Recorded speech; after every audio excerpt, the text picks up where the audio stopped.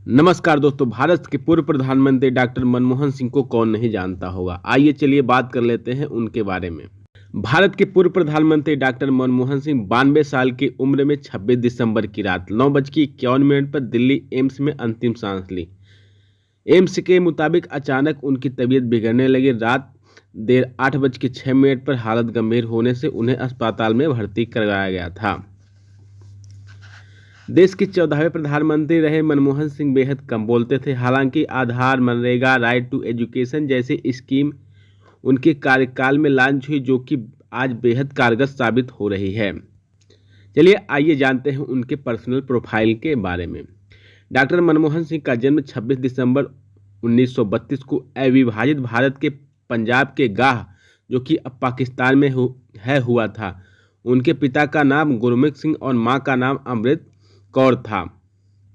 विभाजन के बाद उनका परिवार भारत चला आया। यहाँ पंजाब विश्वविद्यालय से उन्होंने ग्रेजुएशन और पीजी की डिग्री ली। कैम्ब्रिज यूनिवर्सिटी में उन्होंने पीएचडी और ऑक्सफोर्ड डिफिल भी की। बचपन में मां का निधन हो गया। दादा दादी ने पाला और गांव में लालटेन की रोशनी में पढ़ाई की। पिता चाहते थे कि वे डॉक्टर बने, इसीलिए प्री मेडिकल कोर्स में दाखिला लिया था। हालांकि कुछ महीनों बाद उन्होंने यह कोर्स छोड़ दिया। मनमोहन सिंह की शुरुआती पढ़ाई उर्दू में हुई थी। जब प्रधानमंत्री बने तब भी स्पीच स्क्रिप्ट उर्दू में ही लिखते थे। कई बार गुरुमुखी में भी लिखी। डॉक्टर मनमोहन सिंह पंजाब यूनिवर्सिटी और दिल्ली ऑफ इकोनॉमिक्स में प्रोफेसर रहे। 1966 से 1969 के दौरान यूएन सम्मेलन में आर्थिक मामलों में अधिकारी भी चुने गए। डॉक्टर मनमोहन सिंह वाणिज्य उद्योग मंत्रालय, आरबीआई गवर्नर, पीएम के आर्थिक सलाहकार, राज्यसभा के सदस्य, ऐसे बड़े बड़े पदों पर उन्होंने काम किया। सन 1991 से 1996 तक प्रधानमंत्री नरसिम्हा राव के सरकारी वित्त मंत्री भी रहे। 2009 में मिली जीत के बाद वे जवाहरलाल नेहरू के बाद भारत के पहले ऐसे प्रधानमंत्री बने जिन्होंने 5 साल का कार्यकाल पूरा किया। डॉक्टर मनमोहन सिंह 2004 से लेकर 2014 तक 10 साल तक देश के प्रधानमंत्री भी रहे। डॉक्टर मनमोहन सिंह के परिवार में पत्नी गुलशरण कौर और 3 बेटियां हैं।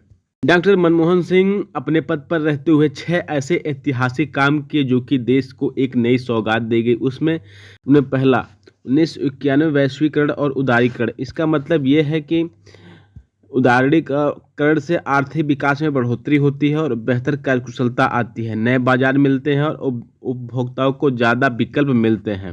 जून 2005 में उन्होंने सूचना का अधिकार लाया। सितंबर 2005 में रोजगार गारंटी योजना और मार्च 2006 में अमेरिकी न्यूक्लियर से डील की और जनवरी 2009 में पहचान के लिए आधार कार्ड, जो कि आज हम यूज करते हैं। अप्रैल 2010 में उन्होंने शिक्षा का अधिकार लाया। चलिए हम बताते हैं डॉक्टर मनमोहन सिंह की कुछ 4 ऐसी बातें जो कि आपको जानकर कुछ हैरानी होगी। पहला, शर्मीले ऐसे थे कि लंबे बालों के कारण ठंडे पानी से नहाते थे। मनमोहन सिंह बचपन में काफ़ी शर्मीले स्वभाव के थे। उन्होंने एक इंटरव्यू में बताया कि वे कैम्ब्रिज यूनिवर्सिटी में इकलौते सिख थे। नहाते वक्त अपने लंबे बालों की वजह से उन्हें शर्म महसूस होती थी। ऐसे में सभी लड़कों के नहाने के बाद सबसे आखिरी में नहाते थे। तब तक गर्म पानी खत्म हो जाता था और उन्हें हमेशा ठंडे पानी से नहाना पड़ता था। दूसरा, विदेश व्यापार विभाग में सलाहकार रहते हुए मंत्री ललित नारायण मिश्र से टकराव हो गया। उन्होंने ललित को 2 टूक शब्दों में कहा था कि ज़्यादा हुआ तो वह दिल्ली स्कूल ऑफ इकोनॉमिक्स में अपनी प्रोफेसर की नौकरी पर वापस चले जाएंगे। तीसरा, 1991 के बजट में 2 हफ्ते पहले मनमोहन बजट का मसौदा लेकर पीएम नरसिम्हा राव के पास पहुंचे तो राव ने सिरे से खारिज कर दिया। कहा, यही चाहिए था तो मैंने आपको क्यों चुना। फिर दोबारा ऐतिहासिक बजट तैयार किया।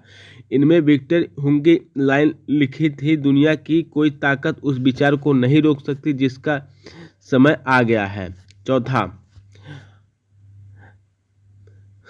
1991 बतौर वित्त मंत्री मनमोहन बजट की तत्कालीन नेता प्रतिपक्ष अटल बिहारी वाजपेयी ने जमकर आलोचना की। वाजपेयी की आलोचना से आहत होकर मनमोहन इस्तीफे की सोचने लगे। फिर वाजपेयी ने उन्हें मुलाकात की और समझाया तो पद छोड़ने का फैसला वापस लिया। तो दोस्तों ये रही डॉक्टर मनमोहन सिंह के बारे में कुछ जानकारी। अगर आपको वीडियो अच्छी लगी हो तो चैनल को शेयर और सब्सक्राइब जरूर कीजिएगा। वीडियो देखने के लिए बहुत बहुत धन्यवाद।